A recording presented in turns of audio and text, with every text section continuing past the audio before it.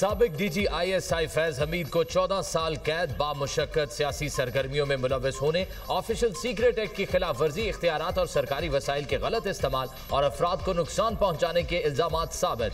ISPR के मुताबिक तवील कानूनी कार्रवाई के दौरान तमाम शवाहिद और गवाहों के बाद मुलजिम को तमाम इल्जामात में कसूरवार करार दिया गया। पाकिस्तान आर्मी एक्ट के तहत फैज हमीद के खिलाफ फील्ड जर्नल कोर्ट मार्शल की कार्रवाई का अमल 15 माह तक जारी रहा।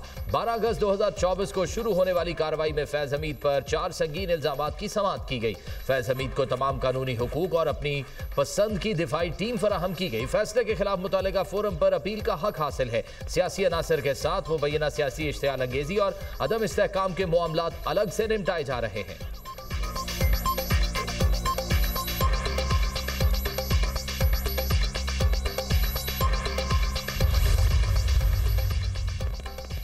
DGISPR ने 5 दिसंबर को प्रेस कॉन्फ्रेंस की। प्रेस कॉन्फ्रेंस में 9 मई के वाकयात में फैज़ हमीद और बानी PTI के गठजोड़ की निशानदही की गई। फैज़ हमीद को दी जाने वाली 14 साल की सज़ा इस अमर को भी वाज़े करती है कि मामलात वादा माफ गवाही से आगे निकल चुके। 9 मई इन दोनों अफराद के मुश्तरका मनसूबे का शाखसाना था।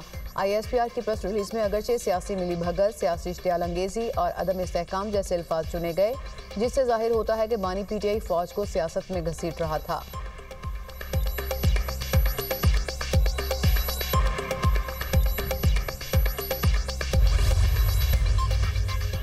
फैज हमीद को 15 माह के बाद सजा सुनाई गई। वजीर दिफा ख्वाजा आसिफ का एक्स पर पैगाम, कहा फैज हमीद को आर्मी के कोर्ट ऑफ अपील में जाने का हक हासिल है।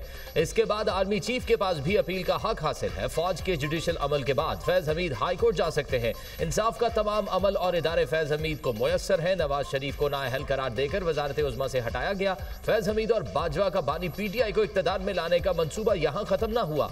बानी PTI को महफूज बनाने के लिए शरीफ खानदान को खत्म करने का सिलसिला शुरू हुआ। इसके बाद पाकिस्तान की तबाही का आगाज हुआ। मईशत, दिफा और कौमी शनाख्त सब जवाल पजीर हुए। 9 मई फैज हमीद और बानी PTI का मुश्तरका मंसूबा था। राना सनाउल्लाह का कहना है फौज में अंदरूनी एहतसाब का मजबूत निजाम मौजूद है। फैज हमीद अपनी सरकारी और अस्करी हैसियत का नाजायज इस्तेमाल करते रहे। मेरे खिलाफ मुकदमे में भी फैज हमीद बराह रास्त मुलव्वस थे। जो लोग इनके साथ थे उनका ट्रायल भी फौजी अदालत में चल सकता है।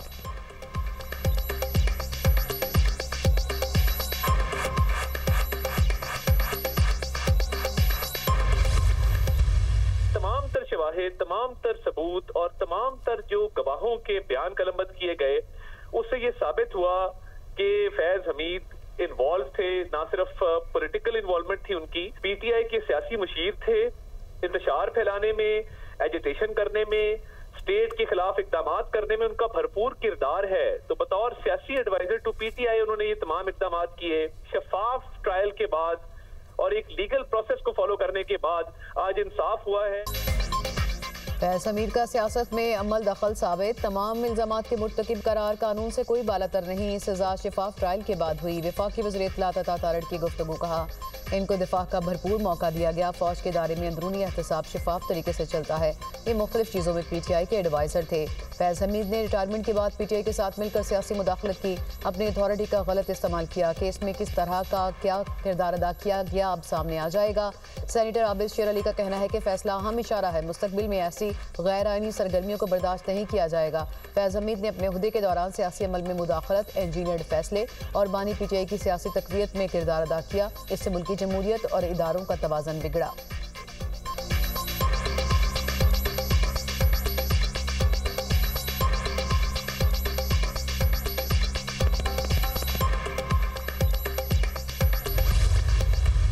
ये एक तारीखी फैसला ज़रूर है और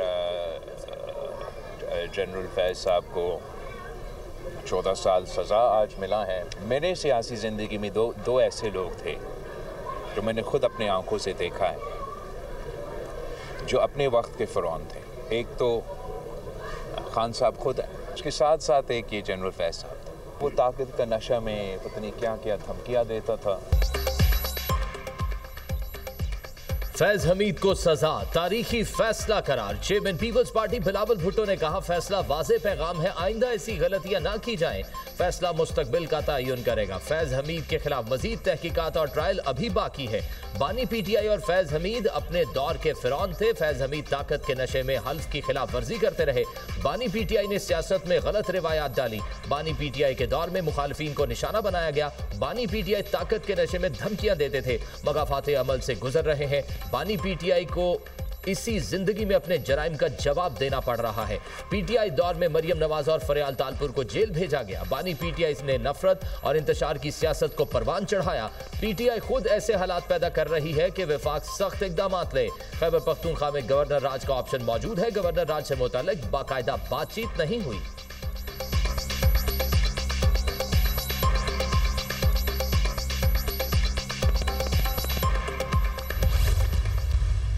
फैज हमीद अब इमरान खान साहब के खिलाफ 9 मई समेत गवाही भी देंगे और एविडेंस भी दे रहे हैं। तो उसके बाद 9 मई के केस के अंदर नफी हो जाएंगे। शिकंजा इमरान खान साहब के इर्द गिर्द आ जाएगा। इमरान खान साहब को जिधर पहुंचाना था, जिससे मैं रोक रहा था, उधर पहुंचा दिया। आज पीटीआई में, असली पीटीआई में मातम का दिन है और इस शिकंजे के अंदर इमरान खान साहब बिल्कुल आ गए हैं, समेत पीटीआई के, समेत इंसाफ के कलम चलाने वालों के, समेत पीटीआई के लोग।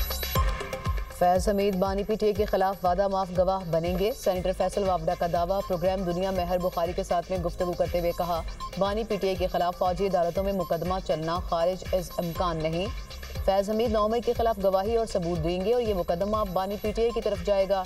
शवाहिद आ गए तो बानी पीटीआई के खिलाफ फौजी अदालतों में मुकदमा चल सकता है।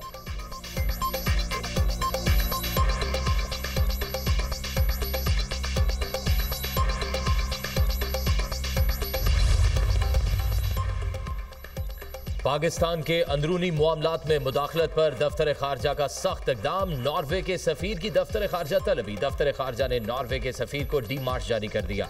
11 दिसंबर को नॉर्वे के सफीर की सुप्रीम कोर्ट में ईमान मजारी केस की समाअत में शिरकत सफारती हद तक से तजावुज था।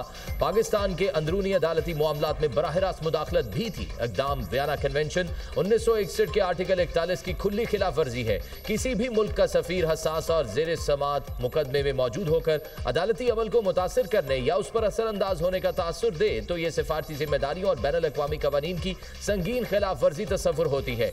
दफ्तर खारजा ने वाज़े किया, पाकिस्तान अपने अंदरूनी मामलात में किसी भी किस्म की मुदाखलत बर्दाश्त नहीं करेगा। ये डिमार्च इस बात का सबूत है कि पाकिस्तान एक खुद मुख्तार रियासत है और आलमी सिफारती उसूलों के मुताबिक अपनी खुद मुख्तारी का तहफ़्फ़ुज़ करना बखूबी जानता है।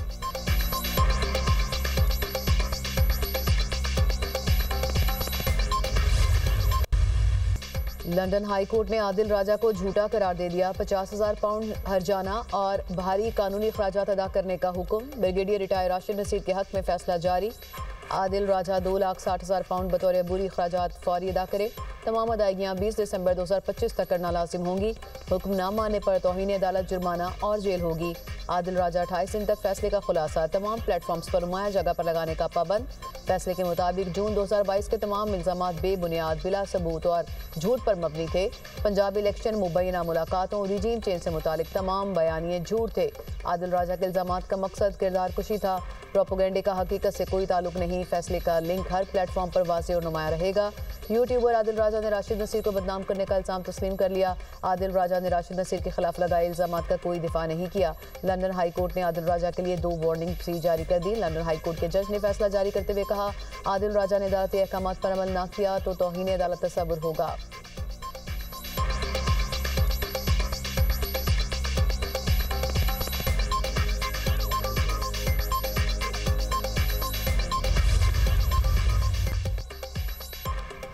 पाकिस्तान के F-16 तैयारों की अपग्रेडेशन। अमेरिका ने पाकिस्तान के साथ $686 मिलियन असलहा डील की मंजूरी दे दी। अमेरिकी दिफाई सिक्योरिटी कोऑपरेशन एजेंसी ने कांग्रेस को खत लिखकर आगाह कर दिया।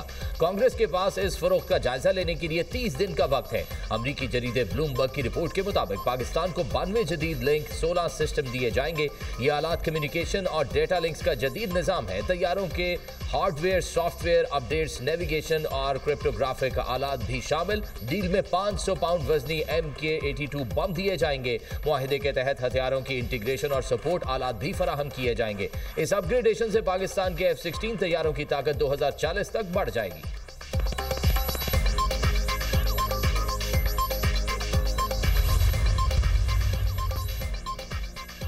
वजीर आला खैबर पख्तूनख्वा सुहेल आफरीदी को मुलाकात की इजाजत न मिली। पुलिस ने वजीर आला KP सुहेल आफरीदी को दाखिल नाके पर रोका। मुलाकात का वक्त खत्म होने पर सुहेल आफरीदी वापस चले गए। मीडिया से गुफ्तगू में कहा, 10वीं बार अडियाला जेल आया, अदालती अहकामात के बावजूद मुलाकात नहीं कराई जा रही।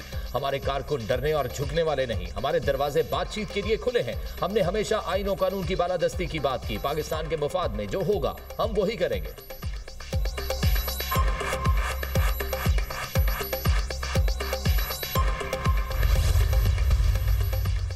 वज़ीर आला मरियम नवाज सूबे को मजीद खूबसूरत बनाने के लिए मुतहरिक ब्यूटिफिकेशन प्लान की तकमील के लिए फरवरी से मई तक का हदफ मुकर्रर।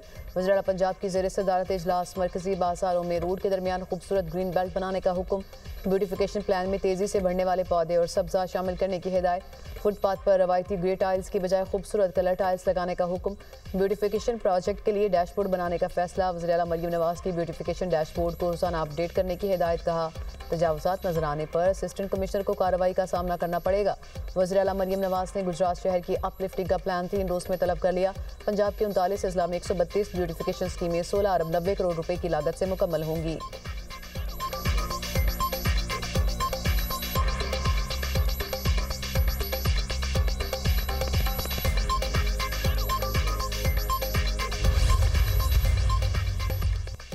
मूसा खेल में बेगुनाही साबित करने के लिए अंगारों पर चलाने का मामला। वाकये में मुलविस मजीद 5 अफराद को गिरफ्तार कर लिया गया। डिप्टी कमिश्नर के मुताबिक अब तक मजमूई तौर पर 11 मुल्जिमान को गिरफ्तार किया गया। वीडियोज में आग लगाने और फैसला सुनाने वाले अफराद को भी गिरफ्तार किया गया। मकामी दुकानदार ने 20,000 रुपए की चोरी पर 8 अफराद पर शक जाहिर किया। दूसरी जानिब मुतासिरीन को बयान तब्दील करने के लिए धमकियां मिलने लगी। मुतासिरीन खौफ के बायस जंगल में पनाह लेने पर मजबूर। मुतासिरीन का वज़ीर आला बलोचिस्तान सरफराज बुगटी से तहफ़्फ़ुज़ फराहम करने का मुतालबा।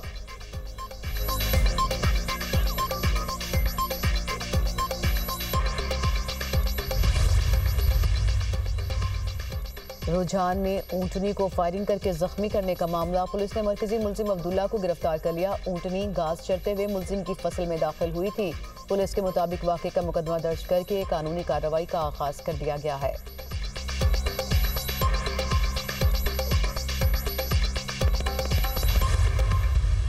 पाकिस्तान आर्मी और People's Liberation Army of China की मुश्तरका इंसदाद दहशतगर्दी मश्क वॉरियर 9 जारी। ISPR के मुताबिक मश्क 28 नवंबर से 14 दिसंबर तक जारी रहेगी। मश्क का मकसद दोनों मुमालिक के दरमियान बाहमी ताउन को बढ़ाना और ताउन को मजबूत बनाना है। पाक फौज के चीफ ऑफ जनरल स्टाफ ने तकरीब में बतौर मेहमान खुसूसी शिरकत की। पाकिस्तान में चीन के सफीर की भी तकरीब में बतौर मेहमान खुसूसी शिरकत।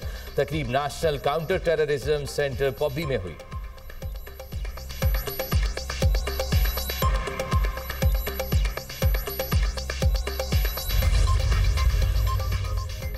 इजरायली बर्बरियत के साथ साथ सर्द मौसम भी फ़लस्तीनियों की जानें लेने लगा। गाज़ा में बारिश, सर्दी और सेहूनी हमलों से शहरियों की मुश्किलात में मुसलसल इजाफा। खैमा मुनहदिम होने से बेघर ख़ानदान की शीर खार बच्ची सर्दी से जाँ भाग।